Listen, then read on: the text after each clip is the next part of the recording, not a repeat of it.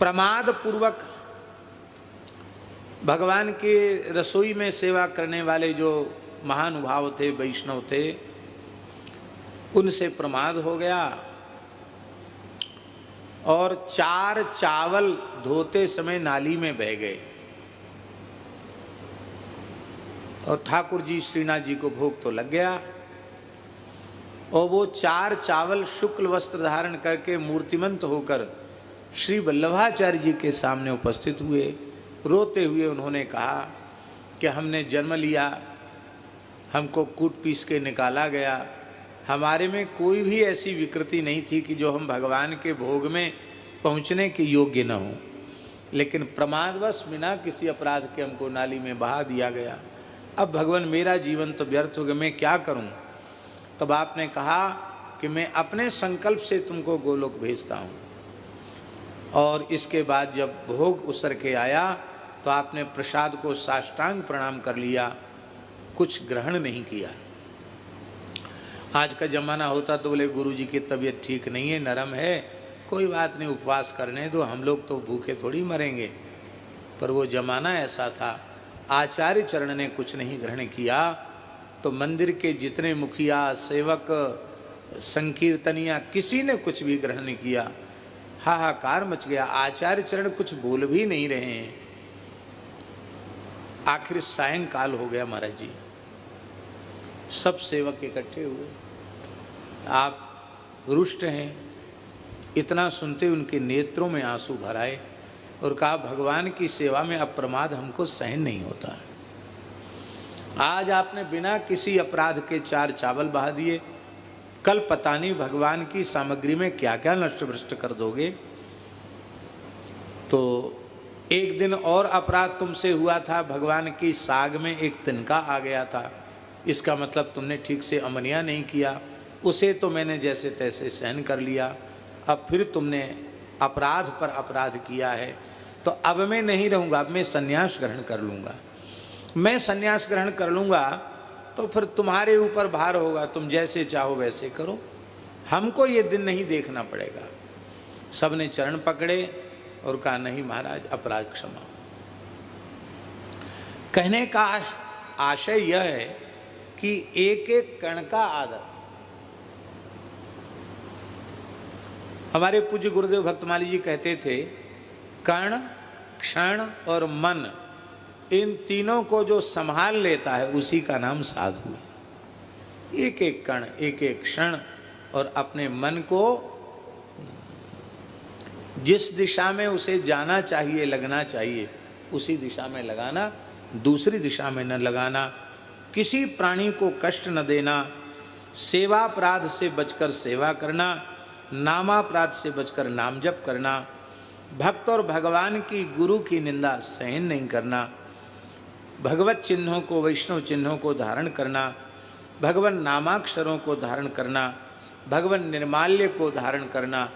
इसलिए महाराज जी हमारे यहाँ अमनिया माला स्वीकार कोई नहीं करते थे, पुराने संत भगवान की श्रीअंग की प्रसादी को ही स्वीकार कर लेते। भगवान के सामने नृत्य करना ये भी एक भक्ति का अंग है।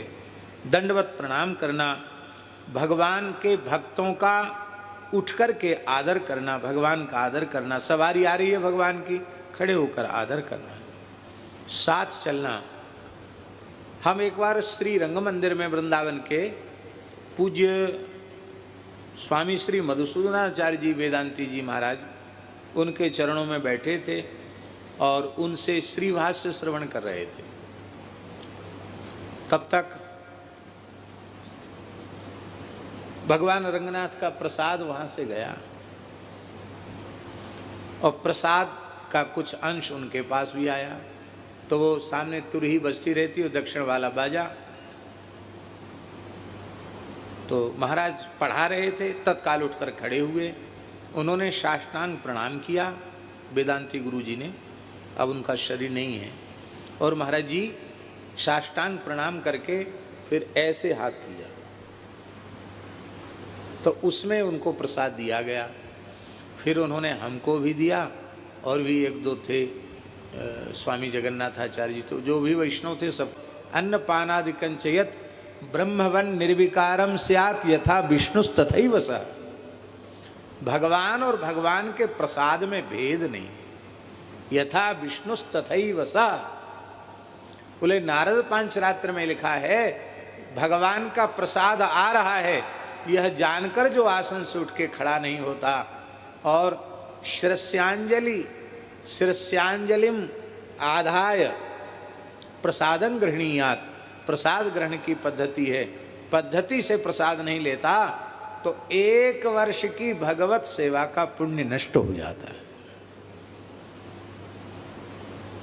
नारद पांचरात्र।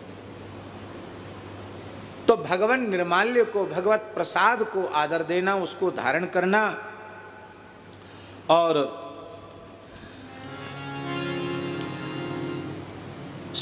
भगवान की यात्रा में साथ चलना, संकीर्तन करना, मंत्र जप करना, विज्ञप्ति, आत्मविज्ञप्ति भगवान के चरणों में करना, स्तोत्र का पाठ करना, नैवेद्य का आस्वादन करना, चरणामृत का आस्वादन करना, धूप की सौरभ को ग्रहण करना, तुलसी पुष्प आदि की गंध लेना, श्री मूर्ति का शास्त्रीय मर्यादा से स्पर्श करना,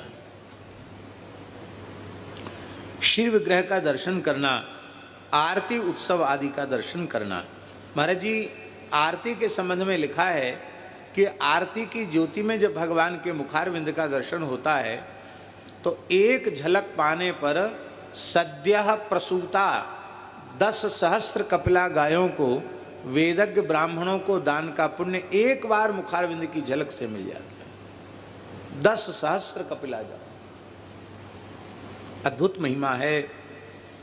भगवान के चरित्रों का और भक्तों के चरित्रों का श्रवण करना और भगवान की कृपा का निरंतर वर्तमान क्षण में अनुभव करते हुए भी आगे और अधिक कृपा हो इसकी इच्छा रखना। माने कृपा से तृप्त, कृपा की अनुभूति करते हुए अतृप्त बने रहना, और अधिक कृपा की इच्छा करना, चाह करना, भगवान का स्मरण करना, ध्यान करना, दास शक्य आत्मनिवेदन, अपनी प्रिय वस्तु को भगवान को अर्पित करना और तदर्थे खिल चेष्टितम, भगवान के लिए संपूर्ण चेष्टा करना। महाराज जी कहाँ तक कहें, विचार करने पर ऐसा लगता है कि हरि भक्त का सोना, जगना और अपने देह की क्रिया मलमूत्र आदि का त्याग करना, ये भी वस्तुतः भगवद अर्थ ही होता है, क्योंकि ये नहीं करेगा तो भगवान की सेवा में कैसे जा सकेगा। इसलिए यह जो दैहिक व्यवहार का जो निर्वहन है वो भी भगवत सेवा निमित्तक होने के कारण वो भी भगवत सेवा का अंग है।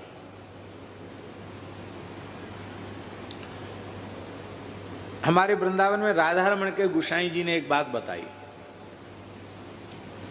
उन्होंने कहा हमारे यहाँ अपरस की सेवा तो है ही है, दूसरी एक बात है कि हम लोग अपरसी वस्त्र धारण करके जब सेवा में जाते हैं तो उसके पहले उस ऋतु का जो इतर है वो अलग रहता है, उससे हाथ ऐसे ऐसे करते हैं और उसको यहाँ लगाते हैं, यहाँ भी थोड़ा लगाते हैं और फिर जल से मिट्टी से हाथ धोते हैं, तब भीतर जाते हैं।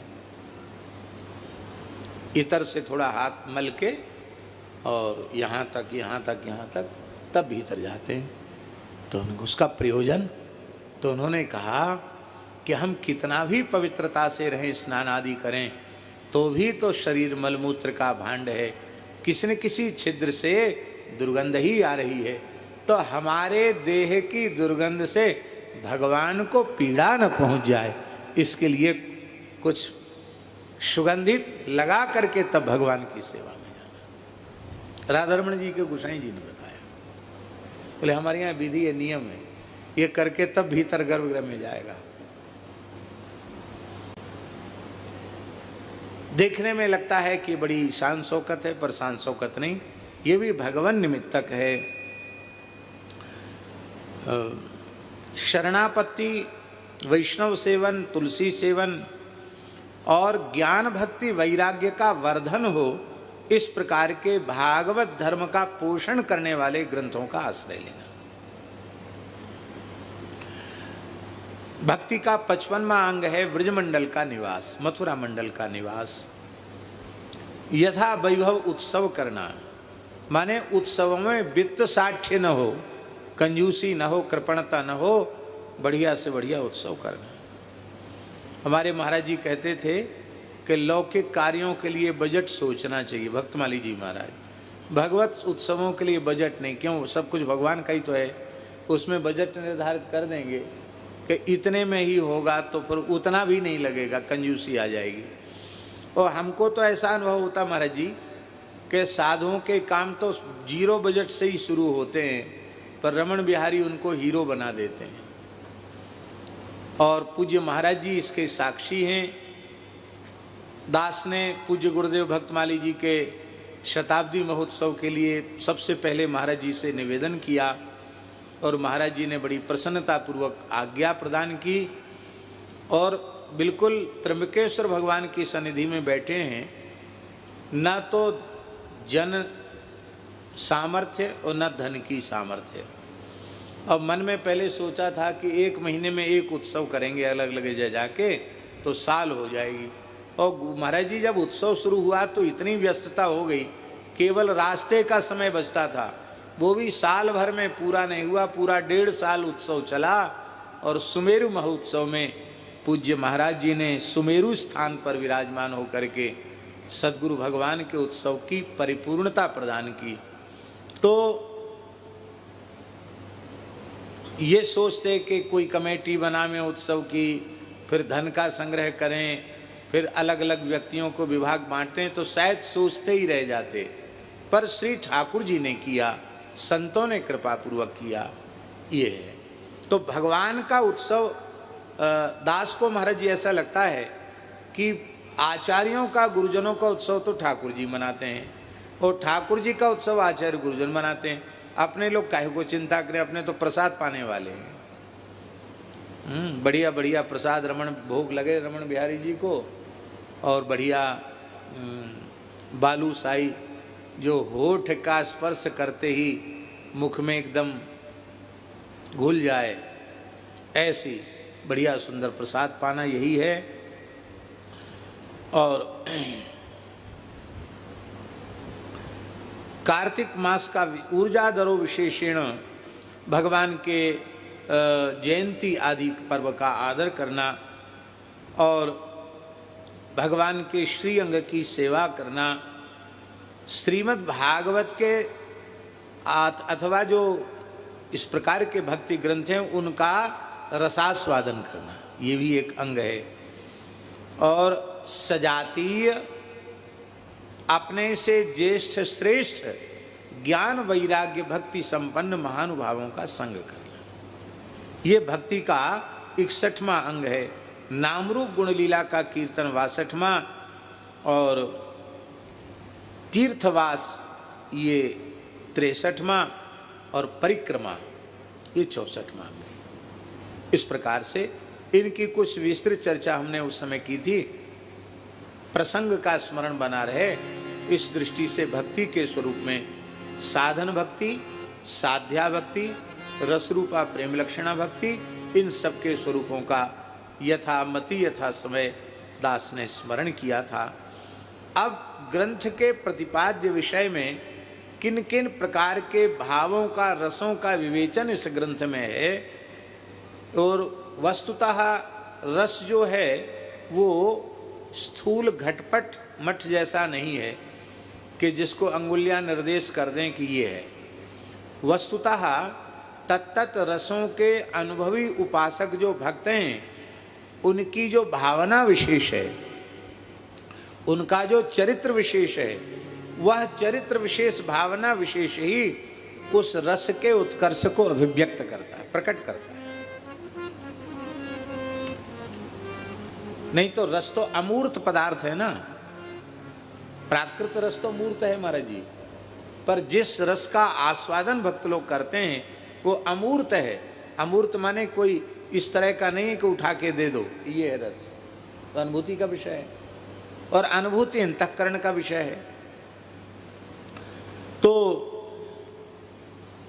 5 रसों का 5 रसों के उपासक भक्तों के चरित्रों के माध्यम से भक्ति के 5 रसों का निरूपण इस ग्रंथ में किया गया। वैसे तो भक्ति रसस्वरूपा है और रसस्वरूपा होने के कारण सभी रस भक्ति में मान्य हैं, लेकिन विशेष रूप में 5 रस ही भक्तों में प्रकट होते हैं, उनका ग्रहण किया जाता है। शांत दास्य सख्य वात्सल्य और श्रृंगार रस। शांत दास्य सख्य वात्सल्य और श्रृंगार चारु 5 रस सार विस्तार नीके गाए हैं। 5 रस सार विस्तार नीके गाए हैं।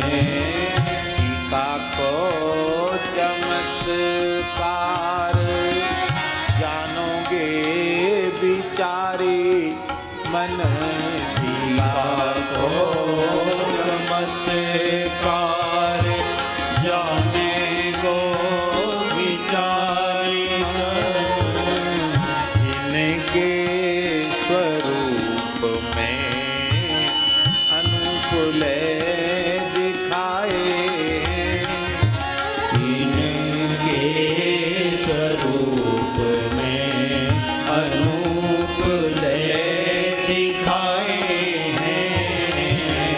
जिनके ना अश्रुपात पुलकित गात कभू। जिनके नाश्रुपात पुलकित गात कभू। तिनहु को भाव सिंधु बोरी के छकाए हैं। तिनहु को भाव सिंधु बोरी के छकाए हैं। जो लो रहे दूर रहे विमुखता पूर हियो। जो लो रहे दूर रहे विमुखता पूर हियो। होय चूर चूर में श्रवण लगाए हियो। होय पूर चूर नेक श्रवण लगाए हैं। भक्त चरित्रों के माध्यम से प्रकृत ग्रंथ में शांतरस के उपासक भक्तों के माध्यम से शांतरस का निरूपण किया गया। दास्य रस उपासक भक्तों के माध्यम से, उनके चरित्र के माध्यम से दास्य रस की भक्ति का निरूपण किया गया, रस का निरूपण किया गया।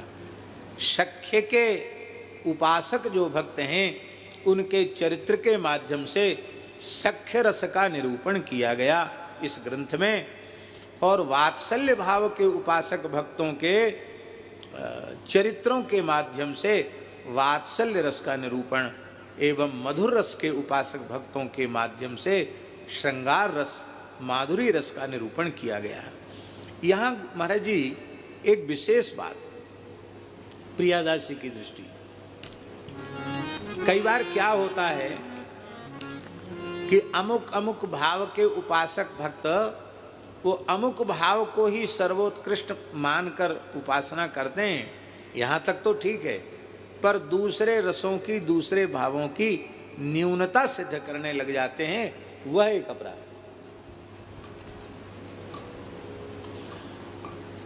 वात्सल्य वाले कहेंगे वात्सल्य ही सर्वोपरि है, दास्य वाले कहेंगे दास्य ही सर्वोपरि है, श्रृंगार वाले कहेंगे श्रृंगार ही सर्वोपरि। अब बात सब सही है, जो जिस रस का उपासक भक्त है उसके लिए वही सर्वोपरि है। यहां तक तो ठीक है, लेकिन यही सर्वोपरि है, बाकी सब न्यून हैं, हीन हैं, उपेक्ष्य हैं। ऐसा यदि विचार किसी साधक में है तो निश्चित ही उसे उस भक्ति का स्वाद मिला ही नहीं।